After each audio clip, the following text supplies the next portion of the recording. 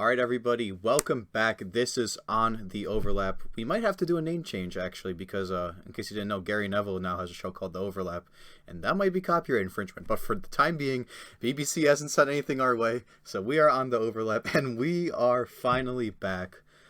It's been a long time coming. James has moved on from school onto a bigger career path, and we finally found some time to record something ahead of the Euros. Of course, I'm Sasha. Is this the first time you're seeing us in video format? Probably. So face reveal at 500 subs. block that.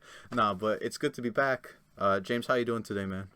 Good, bro. I'm just ready to talk about football. Almost called it soccer. I've been down south too long. Yeah. But there's, in 2016 when the Copa and the Euros were going on the same time, that was like the craziest thing. And now it's happening again, but this time the Euros is just dominating the headlines. I haven't heard a thing about the Copa America, And that might be a problem in the tournament, how it's run itself. I honestly don't know if Copa should have even happened. They've had COVID issues leading up to it. They've had COVID issues during the tournament. I mean, it's not to say Euros haven't, but definitely not to the extent that the Copa America has. And I don't think it has to do with FIFA as a governing body or CONMEBOL. I just think it's the stadiums, and these kind of countries are not as developed, Yeah. And by the way, I feel like it's total BS that Brazil got the rights from Argentina and Colombia. I get that those two countries were hot spots for COVID, but they act like Brazil was some sort of quarantine. It's as bad.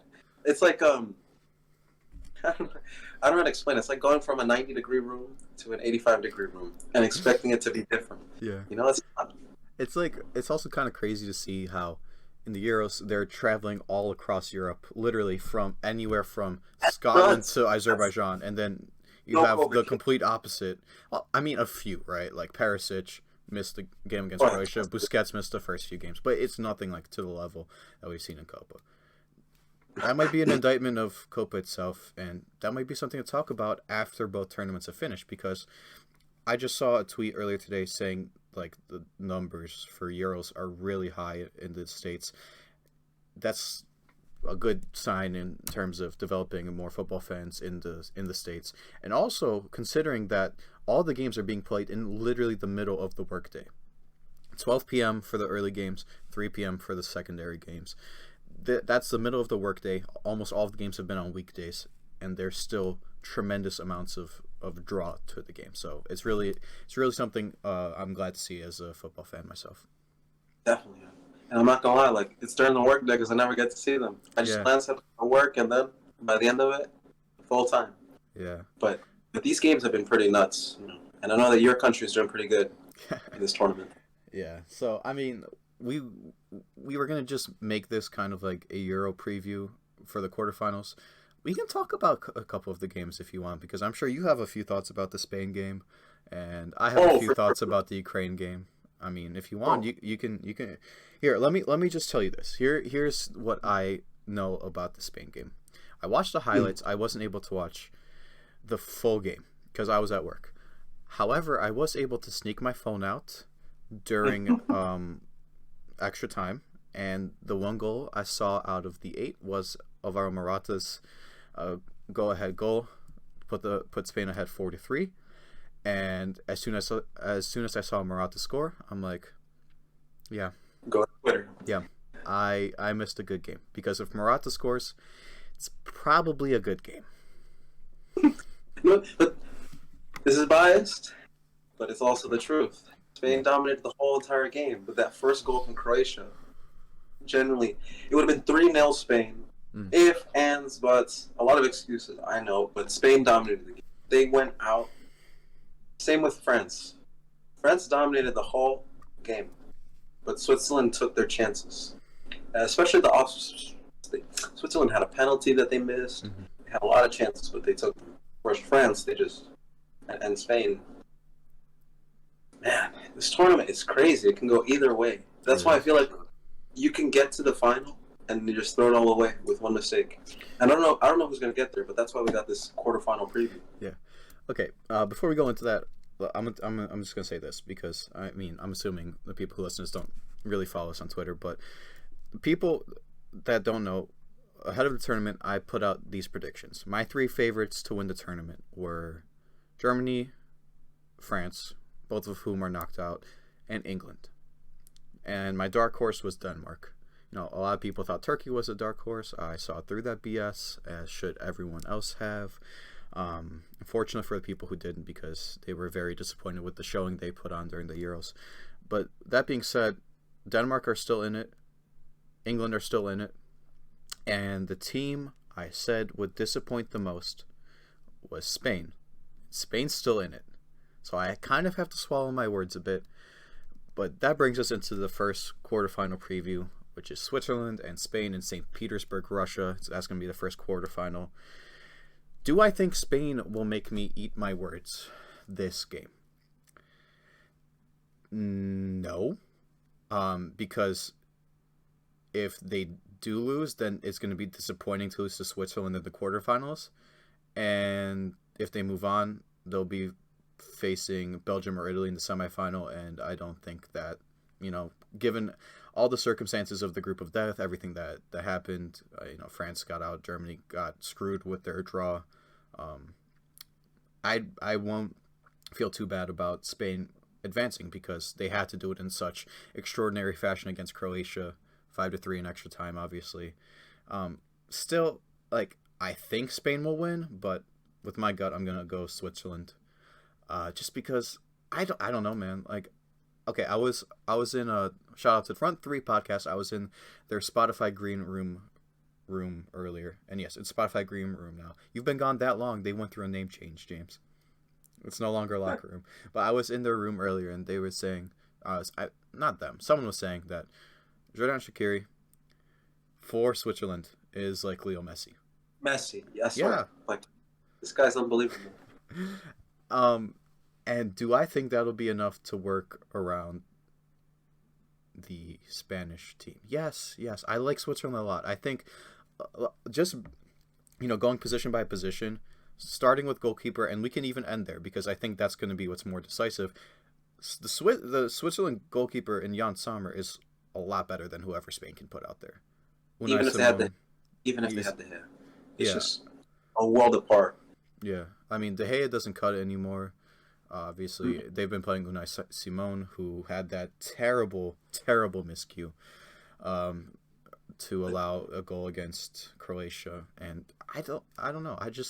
For me, Spain, ever since they went on their string of Euro, World Cup, Euro winning, ever since that, I haven't been confident in them. And, I hope they prove me wrong. Like I always say, when I put out my opinions, I hope teams prove me wrong because, that obviously they're not listening to me, but that means that I have something to learn as a journalist. Maybe my opinions aren't 100% correct, and maybe people shouldn't 100% listen to me. But with my informed decisions, I think Switzerland will beat Spain. I'm gonna let the Spaniard take it away.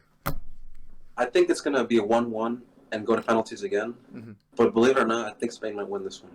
Now, they're not playing the most convincing football, even though they're the first team in Euro history to score 5 goals in back-to-back games, which, I'm cheesing for, But I think they finally found their rhythm. And Spain don't lose games by, playing terrible in general. They just can't finish. And I feel like a lot of teams struggle with that, but more Spain, because Spain is used to not having... Well, this might sound crazy because they've had Raul, David Villa, Fernando Torres. Mm-hmm. And now they have Alvaro Morata, Pablo Sarabia, Ferran Torres. That's what I'm saying. They could win you a Euro in 2012 with no striker. It was Cesc Fabregas in the false nine. But now, I don't know where the goals are going to come from, but I just think they're going to be there. At least one. And I feel like Morata's gone through a Werner period where, when no one believes in him, that's when he'll shine the most. Werner hasn't really showed much.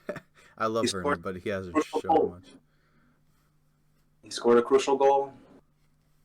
And honestly, bro, these ties, Spain is still going to be the favorite. And Switzerland upset the biggest favorite in the whole tournament. Mm-hmm. People said that if France didn't win, it was a disappointment. How much of a higher expectation can you have?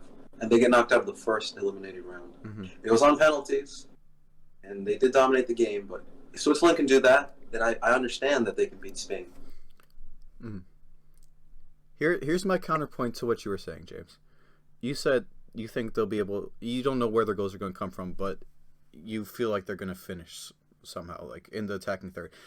I counter that by saying Switzerland's defense is a lot better than Croatia's, in my opinion. Well, that's a fair point. I feel like you gotta think about it. No, like if Spain don't win, I think I might be more disappointed in them than if they.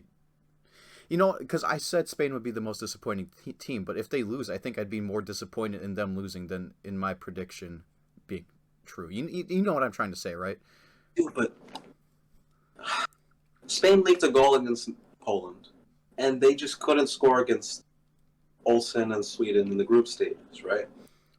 Which Ukraine did do, and we'll talk about that a little later. But people act like Spain lose 2-0 or 4-0 or 5-0. Like, they just don't win, As Michael Owen of me to say this, it's like they just don't score goals, so they don't win games. But if Spain go to a penalty shootout, that's really a random chance. I feel like Spain is going to be the protagonist in this game. It's like they're going to push for the goals. Switzerland, they might grab a header, like they did against France, and hold on to it. Mm. Like, how do I say? A frustrated Spain could lose their heads, or they could go on a rampage and score another 5. Yeah, that's what I was saying. Like, if Switzerland strikes first, like they did in the last match, do you think Spain would be able to bounce back from that? Here's the funny thing: it's not really related, but then again, my style is go on a tangent and then come back to the main point. So in 2010, Spain actually lost to Switzerland in the first game of the FIFA World Cup. I don't know if you know that. And then they went on to win the whole tournament. So Switzerland have always had that kind of style where they'll score a goal and then hold on to it for as long as possible. Yeah. Brazil in the 2018 World Cup, they grabbed the 1-1 draw. And against France, after they scored that third goal, they didn't really attack much in extra time. Mm-hmm. So that Spain team, that was generational. That was generational talent. How many players on the Spanish team can you say are really actually generational talents? Honestly, that's the best rhetorical question you've ever asked. None, even in their wildest dreams. People say Thiago. Not this season. Maybe last year. Maybe if I close my eyes for a bit and I see him in a Bayern jersey, I'd believe it. But he hasn't been playing that well either in this tournament.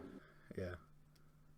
Whereas that previous squad, aside from their fullbacks, one of them being Sergio Ramos, the whole squad is world class. All right, so final score prediction for you is Spain 4-3 penalties, 1-1. After full time. Okay, my prediction is Switzerland 1-0. That's fair. I could see that happening. They could frustrate Spain, score either a last-minute goal or a very early, maybe a 40th minute. I see both of these things.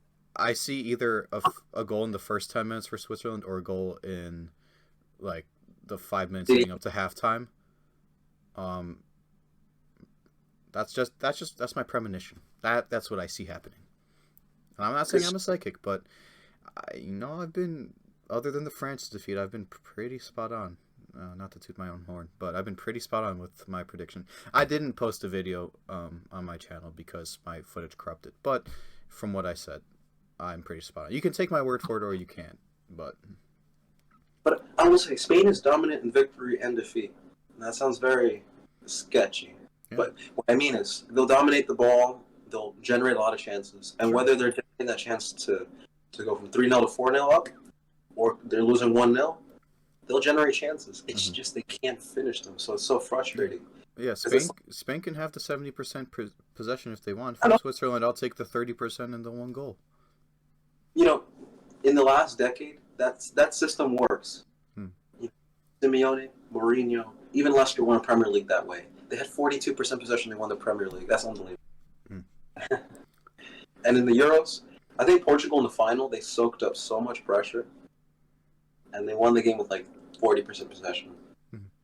The same tournament we're talking about now.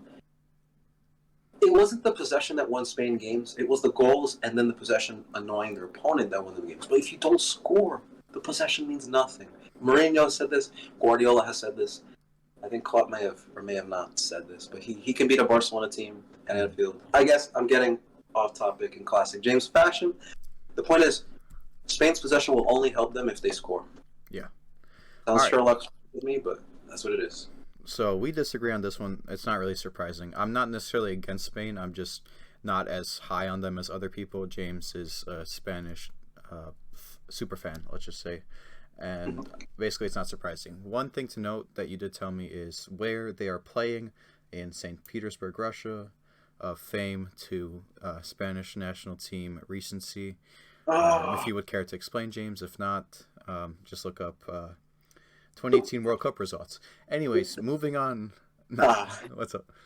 I was going to say, like, that's the same style of game that I'm expecting from Switzerland. I feel like that's the frustrating part. Spain scored in that game through an own goal, a.k.a. Ramos scored. And then they conceded a penalty. And then Russia had, like, no shots in the whole game. It was just Spain dominating. And then they lose in a penalty shootout. I can see that happening tomorrow morning against Switzerland. Yeah, so... If anything, I already see it happening. Yeah, so don't be surprised if that happens at all, folks.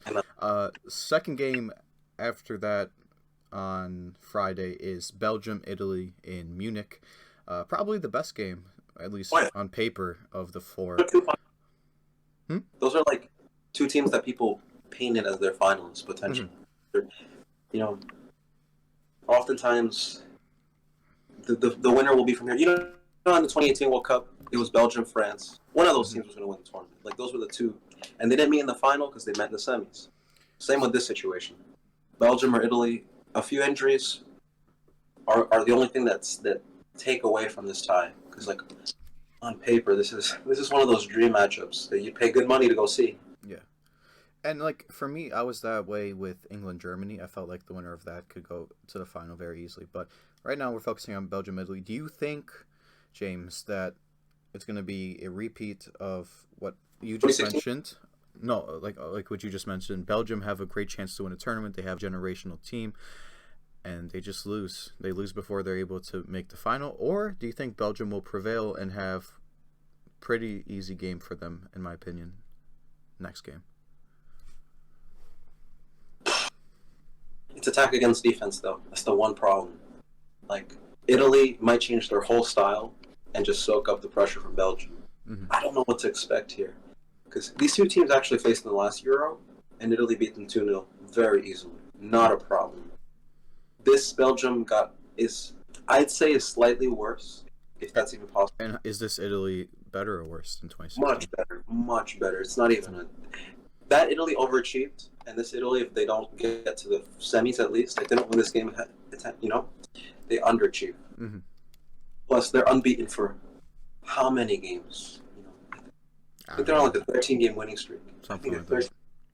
And after seeing France get knocked out, Italy have that rivalry. They would want to win this one. You know? But I do want to add, if Belgium can do it without Hazard, that would be the biggest slap in the face to him, because he was one of the best players in the last World Cup, supposedly Belgium's hero. They didn't win a thing. They win this tournament without real contribution from him, then it would sell the narrative that he's not that important to them, and that he's, you know, just past his prime, which I think we can accept now. It's just a fact. We will never see him back to the level he was at Chelsea. While you're saying that, I'm looking up one crucial point for me in my prediction, and that is, will Kevin De Bruyne play? That's big. Because Lukaku is only as efficient as the chances that are created for him. I don't know if Lukaku can create for himself. Because when you watch Inter play, without Lautaro Martinez, or the midfield doing bits, ironically, Lukaku plays in Italy. I don't know, man. They might have the edge here. I don't know. I'm overthinking this, like, AD chat. For me, I'm gonna put this out there. I think Belgium on paper should win, but only on paper. I think, you know, De Bruyne not fully healthy, Italy will be able to scrape out a victory. I'll probably say 2-1, 2-1 Italy.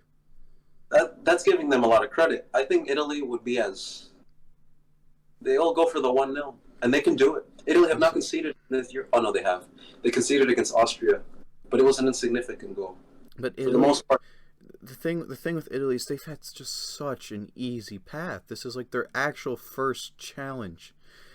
But they beat Switzerland convincingly 3-0. And that Switzerland proved to us that they're no walk in the park. You know? Yeah, I don't know. They made it look easy. I get it. Turkey's a huge underachiever. Wales, 1-0 win against 10 men. Okay. And that Austria tie, it was just Italy not being able to break them down. I feel like Italy, for the most part, for the ones who didn't watch the games, they may think that Italy have been perfect. Obviously, they have some. But listen, I mean, look, 2-1 over Austria. I'm gonna say a repeat result, 2-1 Italy over Belgium. I'm gonna go with that. Do you think this one could go to extra time, or do you think it'll be like because 2-1 can go a lot of ways. You can be trailing the whole game, and then like they did against Denmark, score 2 in quick succession. Or it can be a 2-0 Italy, and then Belgium score a consolation goal. I think it's going to be a 2-1 a la Ukraine over Sweden, but not necessarily that late of a winner, if you know what I mean. Oh, but that'd be pretty cool, because that's a decisive goal. But hey, at the same time, if you're gonna say that it could go for Italy or Belgium that way, like then yeah, I think honestly. I mean, like I said, I think it's Kevin De Bruyne contingent on how Belgium will play. I think if he plays, Belgium have a lot better of a chance at winning. But there's no set injury update. We don't know if he's playing or not. I just checked. There's literally no updates. I think if anything, Hazard might be more likely to play, because if you saw like De Bruyne's ankle kind of went like inward, and that's not fun to play on. And I think Martinez said Hazard's was kind of just a muscular injury, so he might be available sooner. I don't know. I'm not a physiologist. I have no clue. And we'll just see tomorrow, basically. And depending on that, huh? Like De Bruyne's going through a lot, like on the physical level. He hurt his eye in the Champions League final. Well, he didn't hurt his eye. Rudiger hurt his eye. But the point being, like, he's not the Terminator. Like, people have to give him a break just because he's the best player in the game. And a lot of neutrals that watch Belgium probably watch with him in mind. If I went to the Euros and they said Belgium are playing and De Bruyne's not there, I'd feel a little shorthanded. Yeah, for sure. So what's your final prediction? Italy what, 1-0? Italy 1-0. Yeah, I say Italy 2-1. But again, we'll see if De Bruyne plays and if that changes anything. Third game, Czech Republic, Denmark. That's a good one. When is that? Is that Saturday? Sunday? Saturday, right? I'm pretty sure. Anyways, Czech Republic, Denmark in Baku. You said it's going to be a good one. I think it's going to be a good one, just because it's not the star power of the two teams, and they don't have necessarily the stars that Belgium has, that Italy has, that I was going to say Spain, but they don't have stars, or England has. I mean, I think oh my God. Not to go on a tangent like you do, but also not to throw shade at you, but people were saying the Ukraine-Sweden game was like the worst one, and it might be a little bit of Ukraine, patriotism, nationalism in me, but I was like, this is going to be a good game, and maybe it wasn't the most fun product to watch, because everyone had dead legs by the end of it, but just the sheer emotion that everybody showed on that winner in the 120th minute kind of made it worth it, in my opinion. Here's the thing. These two teams are going to go into the tie thinking, we can beat their opponent. When it's a big game, these two teams are thinking, oh, shit, if I make a mistake, they will score on me, that kind of thing. Like, in the 2018 World Cup, as I alluded to before, Belgium against France was a boring game. It was decided by a goal from a corner and then just suffocating Lukaku. They even subbed on Mertens in the second half, and it didn't change a thing because France had their mindset, the minimal just to get to that final, like the passing grade to get to a World Cup final. And hey, like in this tournament, I'd like seeing supposed quote unquote smaller nations succeed. I just don't want that to happen tomorrow when Spain plays Switzerland. But that's besides the point. All right, so let's talk about the Czech Republic real quick. They've been on good form. We'll date back to their games in March in the World Cup qualifiers, right? Czech Republic match day 1 World Cup qualifiers 6-2 over Estonia. It's Estonia. You're supposed to win by minimum 3 goals. 1-1 draw with Belgium on the 27th, 3 days later. 1-0 defeat against Wales, but both teams had red cards issued against them. And then in warm-ups for the Euros, Italy won 4-0 over them, and then Czech Republic won 3-1 over Albania. In the Euro so far, Czech Republic 2-0 over Scotland, not necessarily a hard game. Croatia was a 1-1 draw, and England was a 1-0 defeat. Afterwards, they made it to the round of 16, beat the Netherlands, who had a man down for a large portion of the second half, 2-0.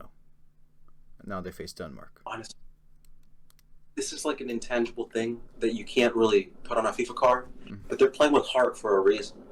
And I feel like even in the last World Cup, remember when they played Croatia and they went out on penalties? Like, this is the kind of team that will play until the last second. And they're in control of their own destiny. I think they're going to win this one 1-0. And on the... I see many goals in this one. It's going to be 2-1. I say many. I just upped it up by 1 each, but it's going to be 2-1. On the other side of that point is Denmark is probably playing with the most heart out of any team in the competition right now. So that's kind of an equal match, but I would say Denmark's is even higher because of all the circumstances they went through and how much a deep run would mean to their country, their team, and Christian Eriksen. And Denmark have won this tournament before as underdogs. Like, honestly, seeing this, it's like when my dad tells me about Pele or Maradona. It's like, and then seeing a Messi. In that sense, like, you're witnessing something that happened in a previous generation in yours. Yeah. And it's special. They won it in 92. If they were to win this, the ultimate dark horse. Mm-hmm. You know? But the thing about Denmark is they have also had shaky results at best. They literally pulled it through against Russia to even advance. You know, in match day 3 with that 4-1 victory. Other than that, it was a 2-1 defeat against Belgium in match day 2. Of course, you can't really put much stock into the game against Finland because of the circumstances around everything that happened. And then they had Wales, which is 4-0 thumping, kind of expected. And that game wasn't 4-0 as that game fell apart late. It was 2-0 for the whole. Technical issues resolved. You see my camera's back on. Cool. James, you had some great points. Unfortunately, I got distracted. Basically, you said Czech Republic 2-1, right? For me, I think Denmark are probably the better team by maybe like a fraction of a percent. And I think they have a lot more to play for, and hopefully they'll show up in the quarterfinal. For me, I think it's going to be 3-2 Denmark. Not on extra time, full time. Yeah. There's going to be goals in this game, and that's all that really matters. Like, you won't be heartbroken if your prediction's wrong. We'll see goals. I might be a bit heartbroken. I really, really like Denmark. But whoever wins that... What you said? Everyone has a soft spot for them now, and that's what I like about the sport. The beautiful game. I did before the incident. After the incident, even more in my heart. Yeah. But the winner of that game will provide a very good challenge for, I believe, who is our presumptive winner in the final match of Ukraine-England. I'm assuming we're both going to go England. Even me. Easily Ukraine 4-1. Easily. Yarmolenko hat trick. No, but look, Ukraine, they didn't necessarily perform well in the groups, but they showed up when it mattered the most. And that's to move on to the groups, or not even to. They didn't even. It wasn't even in their own hands if they moved on or not. It's just because Poland choked. Basically, they showed up when it mattered most, and that was against Sweden. Zinchenko played an outstanding game. Yarmolenko played well, and of course, a phenomenal goal to end it all. I do think they ran into a bit of luck. Mainly, the red card definitely helped. Playing against 10 men in extra time when you have dead legs. Because that is the big thing I want to touch on is that listen, man, like Ukraine, they they play with passion, right? Sometimes, if they're on the money, like they play with passion. I don't know how they're gonna come out. I don't know how they're gonna come out and start the game because they they put so much intensity into it. I don't know if it's gonna be able to carry over. I don't know if that's just gonna be their boiling point because they just exhausted all of their resources. And I had someone mention to me earlier today that, Portugal in 2016, everyone was saying they had dead legs, and to that I replied, "True, but that's Portugal." And Yeah. this is No, this I don't is feel like that. I wouldn't say that, bro. You know, Croatia in the last tournament, they played an extra game, if that makes sense. They played 8 World Cup games. They played 30-30-30 of extra time. One of which they won without penalty kicks, which was the one against England. Speaking of them later, but Ukraine, they're not predictable at all. Like that, I don't know if they're gonna win this game. Probably not. no. But, Could it be a good game though? but it's gonna be It a good could game. be. That's all. That's all I know. Hell, the one against the Netherlands was probably the game, one of the best games of the group stages, one of the two best games of the group They stages. got goals in them. They got 2. They only lost that game because of a last minute switch off, and Dumfries got the goal. If not, they would have. Yeah. But hey, look who got further in the tournament. Netherlands out in the round of 16. Netherlands also kind of got screwed because De Ligt decided to, not play the game the right way with his hands, and Ukraine kind of got lucky with the draw, in my opinion. But despite all that, like I mentioned beforehand, England were one of my 3 favorite teams to win. I know it's like, oh wow, you're narrowing down the field to only 3 teams, but England are the only ones left. I stand by my pick of them. If they make, I said basically, if England beat Germany, they will make the final. Because I had predicted that England-Germany would be the round of 16 game. I said if England beat Germany, they would make the final, and vice versa. If Germany beat England, they would make the final. England beat Germany, and I believe they'll make the final. And I think they'll do it convincingly. And You're absolutely right on that one. They're not they're kind of going through a Spain right now. Where it's like they're not losing games; they're just not scoring goals. Like the draw against Scotland and the win against the Czech Republic is looking better, game by game, day by day. It's like what may seem like a small team, and then they end up shocking the Netherlands. Yeah. Or in the case of Switzerland, Italy beat them 3-0, and then they go and eliminate the champions of the world. Maybe they're not such a small team after all. So with England, they've done their job. If they had beaten Scotland by 1 goal, they'd have a perfect tournament. They've won every other game. Yep. There's nothing to worry about with them, honestly. And they can't underperform either, unless they lose this game. And I think they have a lot of confidence going in them. Harry Kane finally just scored in the tournament, so that'll propel them going forward. Raheem Sterling has been amazing. Luke Shaw has completely silenced Mourinho. Luke Shaw has been phenomenal this entire tournament. And England against Germany is like El Clasico in the international rivalries. That was a World Cup final. Exactly. That's the game with the disallowed Lampard goal. Like, this is emotional. Mm-hmm. We want to talk about some teams being emotional. England, yes, their fans can be a little hilarious sometimes with it's coming home and all that stuff, but they have the right to think they're going to bring this trophy home. It's not like win now. Like if they don't win this tournament, they can challenge for a World Cup. They've got young, amazing talent. Man, I'm actually kind of worried if they get to the finals. For all the banter you'll be hearing. Oh, not just that. If Spain can somehow beat Italy in the semis, I'm saying that as if Switzerland are not about to beat them. Hey, this is a great tournament, though. We cannot deny. Let me just end the quarterfinal preview on this. Just talking about the England game. This is like one of the only games they're not going to be playing in front of Wembley. If they can go through, beat Ukraine, which they will, right? They'll be back at Wembley for the semis. They're going to face the winner of Denmark, Czech Republic. A winnable game for England. They'll have 98% of the stadium in favor of them, and the lucky few neutrals and or diehard fans of the other country. will fill out, but they'll be drowned out by Wembley, right? In the semis and in the finals. Home field advantage is a thing, and especially when football's been gone. Well, not as like it's not been gone, but like as a spectator sport in person, it's been gone for a while. So the England fans, they have something to cheer for. They have, like you said, a wealth of youth and talent at their disposal. And Southgate, he's kind of been silencing a lot of people. Maybe Southgate ball isn't the worst thing in the world. All I'm saying, and I'll end it on this, is it's coming home. Chance. No, more home. Like se viene a casa.